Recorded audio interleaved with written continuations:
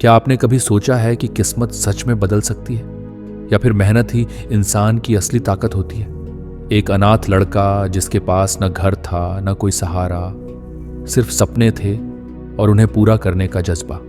ठंडी सड़कों पर सोने वाला वही लड़का कैसे बना एक बड़ा व्यापारी? कैसे उसने अपनी मेहनत से अपनी तकदीर लिखी?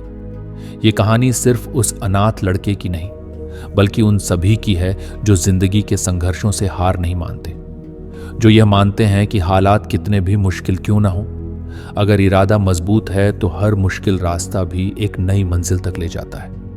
तो चलिए इस प्रेरणादायक सफर की शुरुआत करते हैं और जानते हैं कि कैसे मेहनत और ईमानदारी इंसान को वहां तक पहुंचा सकती है जहां तक वो सपनों में भी नहीं सोच सकता। तो वीडियो को पूरा देखिए और चैनल पर नए हैं तो चैनल को सब्सक्राइब कर लीजिए। अगर वीडियो पसंद आता है तो वीडियो को लाइक करके एक प्यारा सा कमेंट भी कर दीजिए। दोस्तों, बहुत समय पहले की बात है। एक छोटे से गांव में एक अनाथ लड़का रहता था जिसका नाम भानु था। उसके माता पिता की मृत्यु तब हुई थी जब वह केवल 5 साल का था। तब से वह अकेला हो गया। गांव के लोगों ने उसकी देखभाल के लिए कोई कदम नहीं उठाया। वह जो कुछ भी करता केवल अपने दम पर करता। उसके पास न घर था न कोई सहारा था। भानु का जीवन कठिनाइयों और संघर्ष से भरा था। वह दिन भर छोटे मोटे काम करता, किसी के खेत में पानी देता, किसी के लिए लकड़ियां काटता या फिर गाय भैंस चराने का काम करता। बदले में उसे कभी कभी खाने के लिए 2 रोटी और कभी पुराने कपड़े मिलते। रात को वह गांव के पुराने मंदिर के बाहर सोता। ठंडी हवा में सिकुड़ते हुए वह आसमान के तारों को निहारता और सोचता, क्या मेरी जिंदगी कभी बदलेगी? क्या भगवान मेरी भी सुनेंगे? गांव के लोग उसे ताने मारते थे, बच्चे उसे चिढ़ाते और बड़े उसे बेकार समझते। भानु के पास कुछ नहीं था सिवाय उसकी मेहनत और उम्मीद के। एक दिन गांव वालों के तानों से तंग आकर भानु ने ठान लिया कि अब वह यहां नहीं रहेगा। उसने सोचा, अगर मैं इस गांव में रहूंगा तो कभी अपनी किस्मत नहीं बदल पाऊंगा। अगर किस्मत बदलनी है तो मुझे गांव से बाहर जाना होगा। उसी रात वह गांव के छोटे से रेलवे स्टेशन पहुंचा। जेब में एक पैसा नहीं था, लेकिन दिल में बड़े सपने थे। भानु ने रेलवे स्टेशन पर खड़ी एक मालगाड़ी को देखा। वह चुपके से उसमें चढ़ गया। ट्रेन रात भर चलती रही। भानु रेलगाड़ी के एक कोने में बैठा अपने भविष्य के सपनों में खोया रहा। आखिरकार सुबह हुई और ट्रेन शहर के एक बड़े रेलवे स्टेशन पर रुकी। शहर पहुंचते ही भानु को एहसास हुआ कि यह जगह उसके गांव से बिल्कुल अलग है।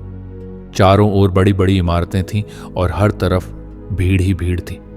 हर कोई अपनी धुन में भागा जा रहा था, लेकिन इतनी भीड़ में भी भानु खुद को अकेला महसूस कर रहा था। भूख के मारे उसकी हालत पतली हो चुकी थी। वह स्टेशन के एक कोने में बैठ गया। थोड़ी देर बाद एक कुल्ली ने उसे देखा। वह कुल्ली एक दयालु व्यक्ति था। उसने भानु से पूछा, बेटा, तुम यहां ऐसे क्यों बैठे हो? क्या तुम अपने परिवार से बिछड़ गए हो? भानु ने अपनी कहानी सुनाई। कुल्ली को उसकी हालत पर तरस आ गया, लेकिन उसे जिंदगी की सच्चाई भी समझाई। उसने कहा, बेटा, इस शहर में कोई मुफ्त में कुछ नहीं देगा। अगर जीना है तो मेहनत करनी होगी। भानु ने पूछा, लेकिन मैं क्या कर सकता हूं? मेरे पास न तो पैसा है न कोई सहारा। कुल्ली मुस्कुराया और बोला, क्यों ना तुम भी कुल्ली का काम करो। यहां मेहनत करने वालों की कद्र होती है। भगवान भी उनकी मदद करते हैं जो खुद अपनी मदद करते हैं। अगले दिन से भानु ने कुल्ली का काम शुरू कर दिया। वह यात्रियों का सामान उठाता और बदले में कुछ पैसे कमाता। दिन भर काम करने के बाद वह रात को स्टेशन के एक कोने में सो जाता। ठंडी हवा और भूख उसे अब भी परेशान कर रही थी, लेकिन उसके हौसले मजबूत थे। उसने तय कर लिया था कि वह मेहनत से अपनी किस्मत बदलेगा। भानु का दिन सुबह जल्दी शुरू होता। वह सबसे पहले स्टेशन पर आता और यात्रियों का सामान उठाने के लिए तैयार रहता। धीरे धीरे स्टेशन के अन्य कुली और कर्मचारी भी उसे जानने लगे। सभी उसकी मेहनत और ईमानदारी की तारीफ करते। एक दिन एक ट्रेन से एक व्यापारी उतरा। वह सफेद धोती कुर्ता पहने हुए एक सम्मानित व्यक्ति लग रहा था। उनके चेहरे पर सादगी और गंभीरता थी। उनका नाम देव नारायण था। भानु ने दौड़कर उनके पास जाकर कहा, साहब, क्या मैं आपका सामान उठाऊं? देव नारायण ने उसे देखा और कहा, तुम बहुत छोटे हो, ये काम क्यों करते हो? तुम्हारी उम्र तो खेलने कूदने की है। भानु ने उनकी बात सुनकर धीरे धीरे अपनी कहानी सुनाई। उसने बताया कि वह अनाथ है और अपनी मेहनत से अपनी जिंदगी बदलना चाहता है। भानु की बातों ने देवनारायण को प्रभावित किया। उन्होंने कहा, तुम्हारी मेहनत और ईमानदारी काबिले तारीफ है। मेरे पास कपड़ों का एक गोदाम है। अगर तुम काम करना चाहते हो तो मेरे साथ चलो। मैं तुम्हें अच्छा काम और रहने की जगह दूंगा। देवनारायण की मदद से भानु ने कपड़े के गोदाम में काम करना शुरू कर दिया। गोदाम बड़ा था और वहां कई कर्मचारी काम करते थे। भानु को कपड़ों की पैकिंग, गिनती और ग्राहकों से डील करना सिखाया गया। भानु ने हर काम दिल लगाकर किया। वह सुबह से देर रात तक काम करता और हर नया काम सीखने की कोशिश करता।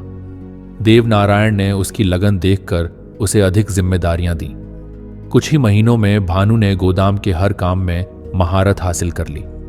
कुछ सालों में भानु ने खुद को इतना काबिल बना लिया कि गोदाम के ज्यादातर काम अकेले संभाल सकता था। अब उसकी उम्र 25 साल हो चुकी थी। उधर देवनारायण 60 साल के हो गए थे।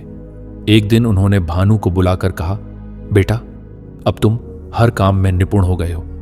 तुम्हें अपना खुद का व्यापार शुरू करना चाहिए। मैं तुम्हारी मदद करूंगा।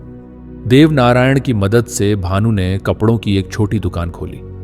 यह दुकान एक साधारण गली में थी, लेकिन भानु ने अपनी मेहनत और ईमानदारी से उसे चलाना शुरू किया। उसने ग्राहकों को सस्ती और अच्छी चीजें दी।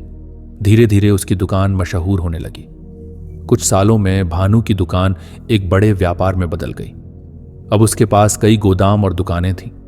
उसने देवनारायण का सारा कर्ज चुका दिया और उनका आभार प्रकट किया।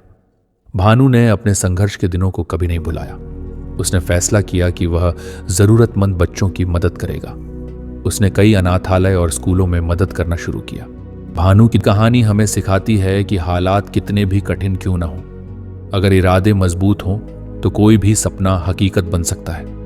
एक अनाथ बच्चा जिसने संघर्षों के अंधेरे में उम्मीद की रोशनी को जलाए रखा, अपनी मेहनत और ईमानदारी से न सिर्फ अपनी तकदीर बदली बल्कि दूसरों के लिए भी एक मिसाल बन गया। यही जिंदगी का असली सबक है।